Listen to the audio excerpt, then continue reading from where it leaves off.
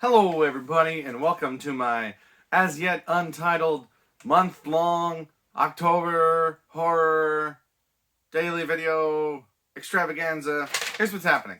Every day in October I will be posting a video about a horror movie. Specifically, we're breaking down each week in October and looking at different versions of the same characters. So we're going to have 7 different Frankensteins for Frankenstein Week. 7 different mummies for Mummy Week, 7 different Draculas, 7 different werewolves for the 4 main weeks of October. This is the first day of October, which is a Friday. So the Friday-Saturday 2-day combo, we're looking at Dr. Jekyll and Mr. Hyde. The last day in October is a Sunday, so that alone will be the League of Extraordinary Gentlemen, which combines some of these characters into one film. So, we got a lot coming in October. And we are starting today with Abbott and Costello meet Dr. Jekyll and Mr. Hyde. We're going to be looking at a lot of Universal films, a lot of Hammer horror films, and a lot of Abbott and Costello films. This is the last one that I am filming in terms of the Abbott and Costello films. And it's weird. Some of the Abbott and Costello films, Abbott and Costello are like the main characters, and then some of it, they're just kind of on the side, and this movie it kind of goes back and forth. But I've got my notes, so let's talk about Abbott and Costello meet Dr. Jekyll and Mr. Hyde. So this story is not a long story, which I appreciate because that meant that I got to read it because I get distracted easily on long stories, like when I read Frankenstein and tried and failed to read Dracula. But Jekyll and Hyde is a short story. Quick read.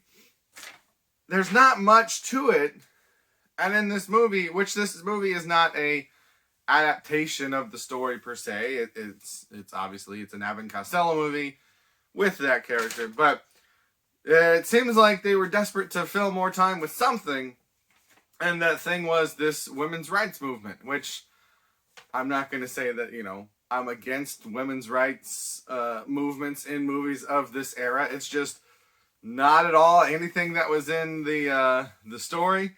So it must have been something that was, gaining momentum at the time, and that's why they decided to put it in. It's not an issue, it just was unexpected when I popped this movie in about Jekyll and Hyde.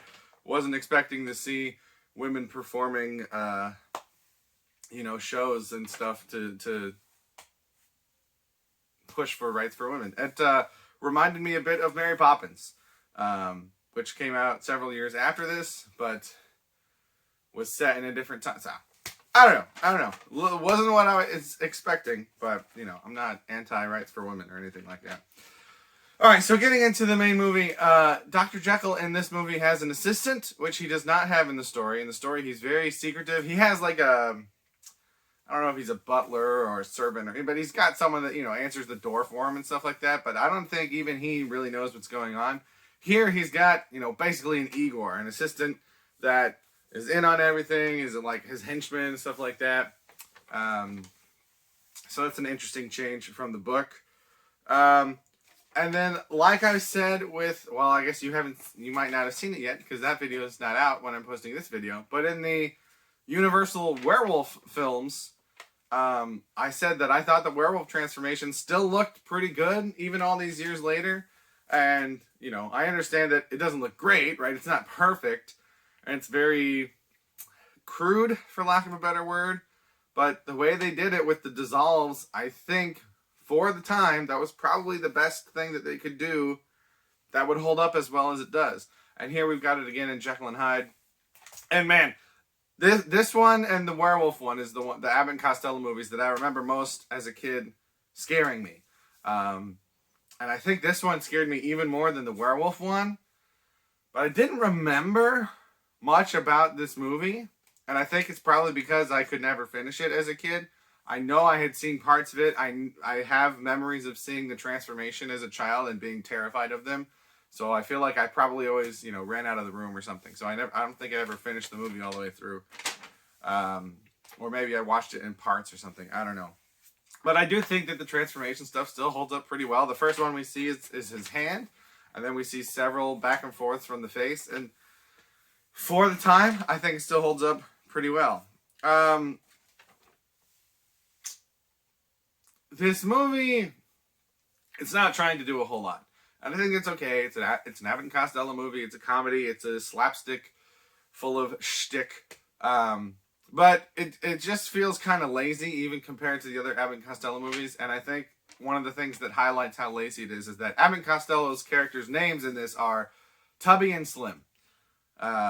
Which is just no effort at all put into what we're going to name these characters. And I think that's kind of...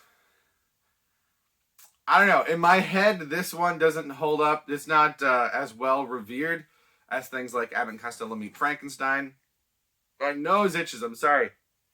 And I think that might be wise. Because, Frankenstein, that movie, it had Frankenstein, it had Dracula, it had the Wolfman, it had a lot going on. It had transformations. It seemed like they put a lot of effort into it. And this one, it just seems like they didn't. And it's kind of weird because Universal never made a Jekyll and Hyde movie as part of their horror line. I don't know why. If anybody knows why, I would love to know why. But this is the only Jekyll and Hyde Universal, classic horror film that there is, and they just kind of didn't seem like they tried that hard. But who am I to say? So in this movie, Dr. Jekyll, when he is Dr. Jekyll, is complicit with the deeds that Mr. Hyde is doing, with the actions that he's doing. He is actively conspiring, probably isn't the right word, but when he is Jekyll, he is actively doing things for the benefit of Hyde. And that is not really how the book works.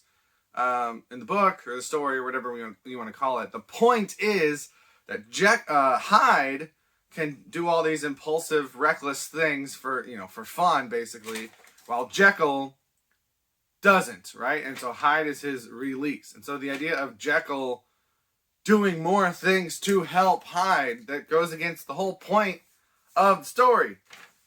It seems like in this, that Jekyll is working for Hyde, whereas in the story, Jekyll, he's not even, he doesn't really enjoy the concept of Hyde when he's Jekyll. He does when he's Hyde, but when he's Jekyll, he's kind of embarrassed and ashamed by it. So he wouldn't go out of his way to assist Hyde. It's weird.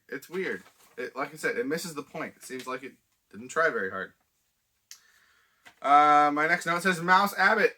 So this is something that I feel like I saw before, but I didn't remember at all. That Abbott himself, actually, I guess, I don't know which one's which.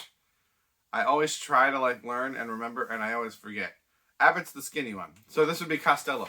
Costello gets transformed into a were-mouse type creature, which, leads to some sight gags and whatnot.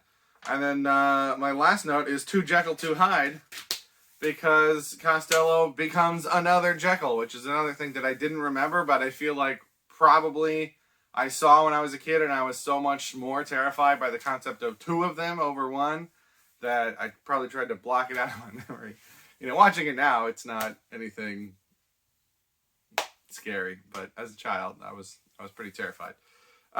So this is a weird one. There's a lot of shtick. There's a lot of the classic. There's a scene where there's Dr. Jekyll, Costello as a Hyde monster, Bud Abbott, and then the other main character are on four sides of this cube, and they keep searching for each other and going around, and they're all going at the exact same time. And it's stuff like that's fun, especially for the time. The fight scenes in this, I just watched right before recording this, the old Hammer Dracula film, the horror of Dracula. And the fight scenes in this aren't great, but they're much better than that. And this came out 5 years before that. So it's fine for what it is. I think I'm expecting too much of it, since it's the only Jekyll and Hyde thing from Universal. But it's fine. It's funny. It's lighthearted. It's not very accurate to the story, but that's okay. So we got one more Jekyll and Hyde that we're going to talk about tomorrow, and then we get into it for the rest of October. So stay tuned throughout October. If you're watching this in the future, past October, be sure to come back and check out all the different horror films that I've talked about, and let me know what kind of stuff should I do next year, because I kind of want to make this an annual thing, but I don't want to do 7 different versions of characters every year. So next year it might be 30 or 31 completely unrelated horror films that maybe all stuff that I've never seen before, right? Let me know what you would be interested in. That's all I've got to say about Abbott and Costello, meet Dr. Jekyll and Mr. Hyde. Let me know any thoughts that you have. That's everything that I've got. Thank you very much for watching, and have a good day. Hey everybody, Sam Tom here. Just wanted to let you know that I have 2 channels. If you're watching my music content, I also have a movie channel where I talk about movies and TV shows. If you're watching my movie content, I have a music channel where I do song covers, instrument demos, things like that. So feel free to check that out. Obviously, like, share, subscribe, comment, all that YouTube stuff. Thank you very much for watching, and have a good day.